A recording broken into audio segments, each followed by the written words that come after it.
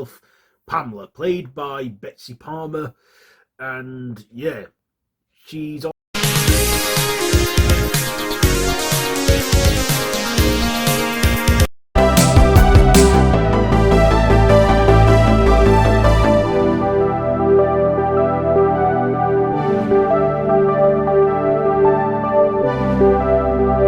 Happy Friday the 13th. I got my Camp Crystal Lake shirt on here because it is that day. So, of course, you probably know already, today I'm reviewing the original Friday the 13th from 1980. Yes.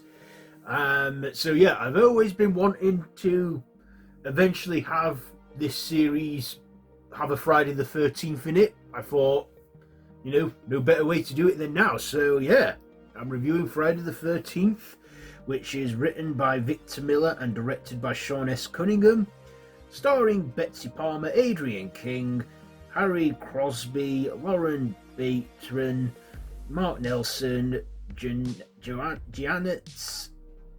Taylor, Robbie Morgan, and a young Kevin Bacon. So, the plot follows a group of teenage camp counsellors who are murdered one by one by an unknown killer while they're attempting to reopen the abandoned summer camp of Camp Crystal Lake with its tragic past. So, this, of course, is where it all started in 1980. So, in this, we all should know that Jason is not the killer in this. No, Jason makes his killer debut in the sequel, Part 2, and takes the franchise from there. And he doesn't even get the cool hockey mask he's known for until Part 3. So, Part 1, the original, is more of like a revenge thriller where in 1957, Jason, 11-year-old Jason Voorhees, who suffered from a rare condition called hydrocephalus, drowned in the lake, or supposedly drowned in the lake, whilst two camp counsellors were getting it on, and, well, a killer goes on a vengeful killing spree and has stopped the camp from opening over those years, but the Christies attempt to open Camp Crystal Lake, for the summer camp it once was, but of course the unseen killer is picking off everyone again in gruesome killer ways, only for our final girl, Alice Hardy, to discover that the killer is none other than Mrs. Voorhees herself, Pamela, played by Betsy Palmer. And yeah, she's on this brutal killing spree, only for Alice to eventually get the upper hand and decapitate her with a machete, where her head is practically sliced off, and we see Tom Savini's hands do that, all before, she wakes up in her canoe, only to be dragged under by Jason. It's a whole dream sequence, and she believes that Jason is still out there. So what did I like about this movie? Well, first of all, this was the start of a slasher franchise that would define the 80s. I mean, throughout the rest of the 80s, we got a Friday the 13th movie every year, through that. Like the 2000s had Saw, and, we got this one, Friday the 13th in the 80s. Except for 1983 and 1987, those years took a break from Friday the 13th. But yeah, more or less throughout the 80s we got a Friday the 13th movie. And then we got one in the 90s, two in the 2000s, no, three in the 2000s with the Jason X, Freddy vs. Jason and the remake. But it all started with this one. So yeah, I liked our young cast in it. Adrian King, playing Alice, our final girl, which at that time the final girl trope was still new to the genre. I mean, before this, I believe we only had Halloween before that with Laurie Strode. Correct me if I'm wrong there.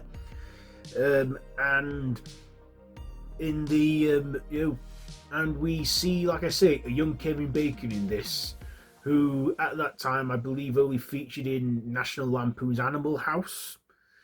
And, kind of like his daughter, she started off in a horror movie, and became a bit more well known. So did Kevin Bacon. His daughter Sosie Bacon with the film 2022 smile.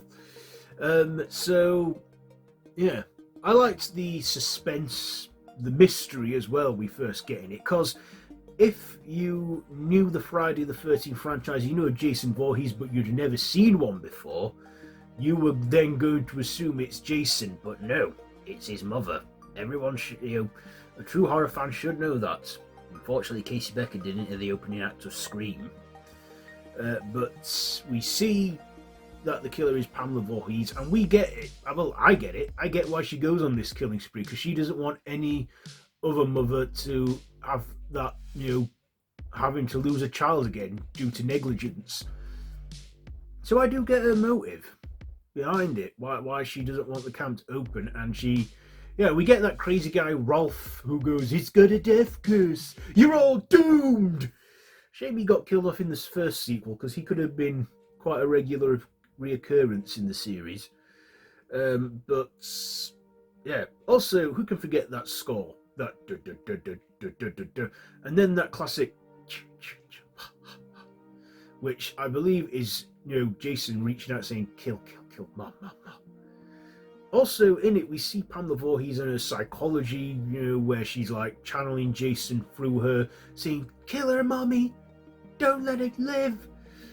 Yeah, this one, there isn't really any supernatural elements to it. Like I say, this is a straightforward slasher / revenge thriller, and we see just some creative kills. Not only that, I think this had good practical effects as well, all done by Tom Savini, who is no stranger to horror with his practical effects. He worked on Romero's Dead series, and he did turn down doing the work for part 2 because he did The Burning that in 1981, but this one he did the practical stuff. Like I say, with the decapitation scene where he stood in as like the body double for Pamela when her hands just went. Yeah, I guess that bit where Jason rises out of the water, that is just a dream sequence. So yeah, like I say, not many supernatural elements in there. They came about later on in the series. But Friday the 13th, 46 years later nearly. Well, I believe it came out in, when did it come out? Came out on May 9th, 1980. Not even on a Friday the 13th. But yeah, 46 years this year. It will have been, since that started. But Friday the 13th, I love it. It's a comfort one for me. I watch it just so I can get ready for the sequels, which I've seen countless times. I've got all the films. So, Friday the 13th, what will I rate this one? Do I have anything to dislike? I guess there's like a slow mystery in there, but I like the mystery. I like the suspense. I like the whodunit thing. So I'll give it 5 video nasties out of 5. So there you go. There is my review for today, Friday the 13th. So have you seen this one? Let me know what you think down below in the comments. If you like this video, be sure to give it a big thumbs up. Share with your friends, and feel free to subscribe to the channel if you haven't already, and to hit that notification bell. You can watch all of Back to the 80s week so far on this channel, and I'll be back tomorrow for our penultimate ever day. So until then, don't have nightmares.